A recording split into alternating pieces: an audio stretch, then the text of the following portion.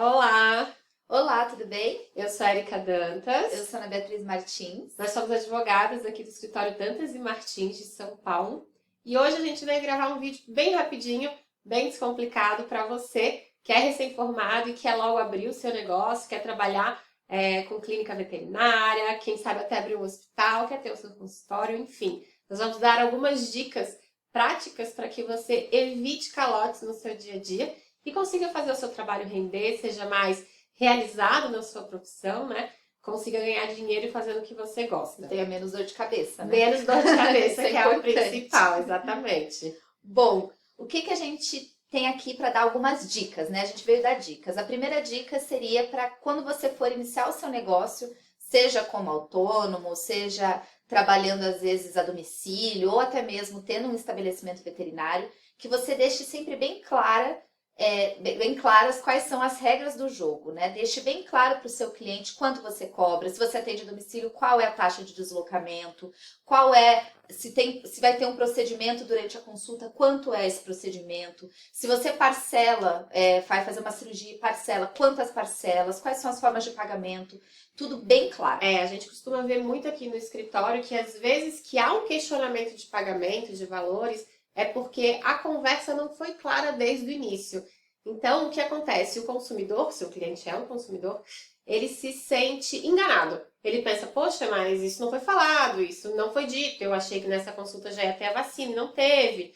Enfim, você precisa deixar isso bem claro para ele não se sentir enganado.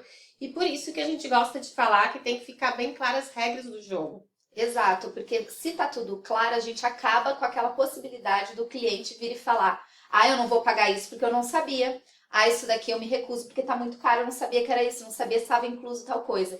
Então, se você deixa claro, você até acaba com a possibilidade do cliente dar algumas desculpas esfarrapadas e tentar não fazer esse pagamento. Gente, a gente tem que parar de ter vergonha de falar de dinheiro porque faz parte do seu negócio.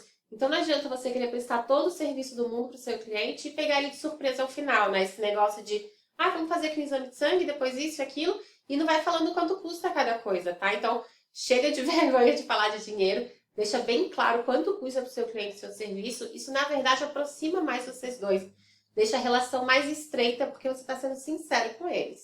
Exatamente. A segunda dica que a gente tem para dar para vocês é que vocês tenham documentação de base, invistam em documentação de base que auxilie vocês caso eventualmente ocorra um problema de pagamento, né? O que seria essa documentação de base, né, Érica? Seriam basicamente contratos contratos de prestação de serviço para aqueles serviços de vocês que são mais custosos, tá? Não se preocupem que aqui a gente não tá falando de consulta. Então, toda vez que eu for fazer uma consulta, eu tenho que fazer um contrato. Não. Mas para os serviços mais custosos, como cirurgias, como internações, como tratamentos contínuos, que tem valores mais elevados, nós sempre recomendamos que vocês busquem um advogado de confiança que elabore um bom contrato. Não precisa ser um contrato com 10 laudas escritas em latim, mas algo simples, só que tenha lá tudo assegurando vocês as obrigações das partes e assinatura de duas testemunhas, porque esse contrato é um título executivo, né, Érica? Exatamente. Primeiro ponto, como a gente fala para vocês perderem o medo de falar de dinheiro, vocês têm que perder o medo também de usar um contrato.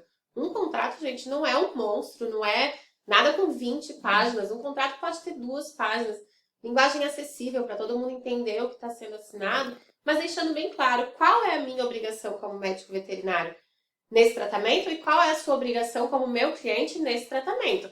Então, lá você vai tratar, além da questão de pagamento, você vai tratar também, por exemplo, no tratamento contínuo, Nana, tudo que aquele tutor precisa fazer para o tratamento dar certo. E no final ele não reclamar com você que não deu certo. Aí você vai falar, olha, mas tinha que a sua obrigação. Você fez, por exemplo, a sessão de fisioterapia uma vez por semana? Ah, não fez, então, talvez tenha faltado isso. Então é muito importante o contrato. O contrato a gente fala que é só colocar no papel o que você conversa oralmente com o seu cliente. Então perca o medo do contrato. Tá? E esse contrato, quando você tem um contrato de prestação de serviços, em que as duas partes firmam esse contrato e tem assinatura de duas testemunhas, juntamente com o prontuário, que você comprova que realmente houve o procedimento naquele animal, ou houveram os atendimentos no caso de um tratamento contínuo, com só esses 2 documentos, vocês conseguem, em caso de calotes, entrar na justiça diretamente cobrando o cliente que não pagou. Se vocês não têm essa documentação, vocês precisam entrar na justiça, contar toda a história para o juiz do que aconteceu, e vai ter audiência, e vai ter isso. Tem que ouvir testemunha, é um caminho muito mais Vocês têm longo, que gente. comprovar para o juiz que a relação aconteceu, se vocês não têm esse contrato. Agora, se vocês têm um contrato, vocês vão direto para a cobrança. Ó, o contrato dizia isso, eu atendi, não me pagou, eu quero que me pague. Então, vocês conseguem evitar dor de cabeça. Quando o problema acontece, vocês têm um caminho mais fácil, rápido, né? Exatamente. Então, se preocupem com esse contrato, forneçam todas as informações para o seu cliente e que, caso tudo dê errado depois, não é o que a gente quer, mas pode acontecer. Vocês têm meios, inclusive sem buscar advogado, tá, gente? Todos os valores, tudo que você for cobrar, que seja menor de 20 salários mínimos, você pode até sozinho entrar no juizado especial e cobrar esse valor do seu cliente. Então, não é nenhuma necessidade de advogado.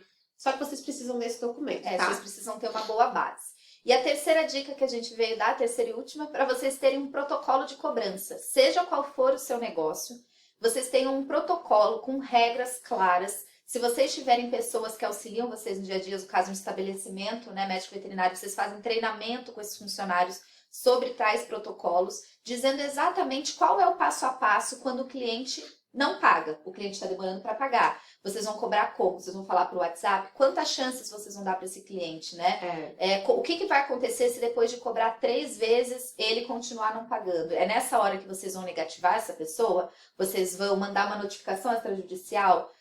Como que é o passo a passo? Se vocês seguem um padrão, vocês não se perdem nas cobranças, vocês conseguem manter uma excelência, vocês conseguem manter a equipe treinada e todo mundo tá cobrado, né? E muitas vezes, quando você tem esse protocolo de cobrança, você está profissionalizando o seu trabalho. Então, não necessariamente você precisa ter alguém trabalhando para você. Mas, por exemplo, se você já tem uma conta comercial no WhatsApp, você já tem mais facilidade de cobrar o seu cliente ou de passar as regras do seu atendimento previamente, sem ter aquele negócio meio que vocês acham um pouco chato de mas eu sou médico veterinário, o animal dele está doente, eu estou aqui falando de cobrança.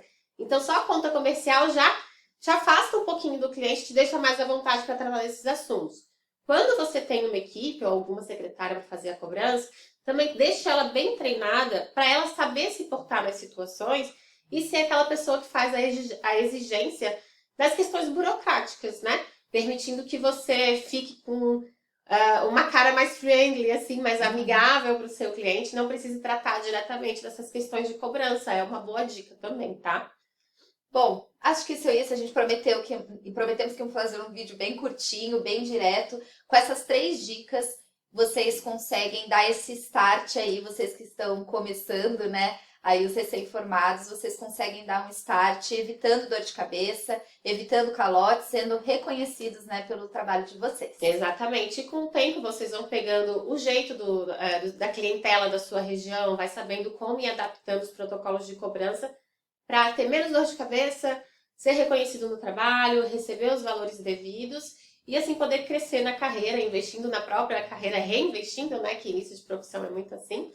Então, pra gente, essas 3 dicas são fundamentais de início e a gente espera que para vocês seja tranquilo de implementar no dia a dia e que isso ajude bastante no crescimento da carreira de vocês. Obrigada pela atenção. Obrigada, gente. A gente fica à disposição em caso de dúvidas, viu?